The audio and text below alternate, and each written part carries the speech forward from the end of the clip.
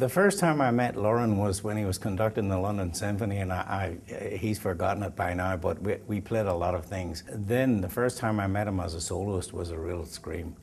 I was going to play with the Pittsburgh Symphony, and it was a horrible day, freezing, and I turned up and Lorin was looking like he wasn't pleased to be there. So I said to him, "Do you know this concerto?" He said, "Yes, I learned it." I said, "Yes, but did you ever hear it?" He said, "No." I said, "Well, I'll tell you a couple of things that happen in the concerto." So I told him these things that happen.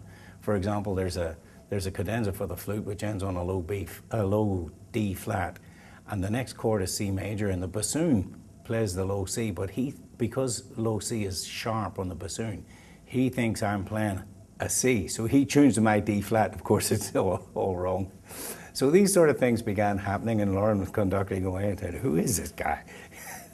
And we had a good time after that because we played many concertos together. Lorin knows stacks of flute concertos. You know, he has a really phenomenal memory, as everybody knows.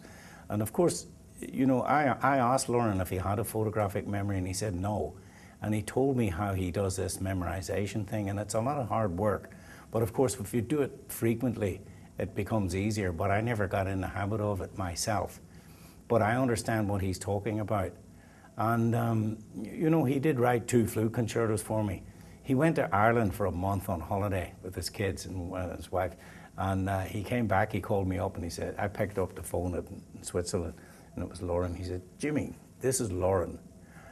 I'm thinking of writing a humorous flute concerto."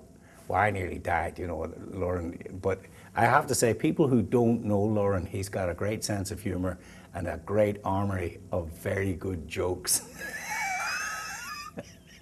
And I like how he tells them too, you know, he's always very low key when he tells jokes.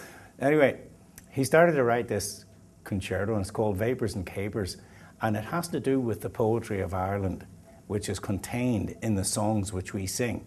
Because when we sing these songs, we're not too worried about the words, we're more worried about getting a top A or a top B flat. And then he wrote a very serious concerto, which I really like, but that I have trouble programming because other conductors, they're sort of jealous of Lorin, so they don't want to play his concerto, you know.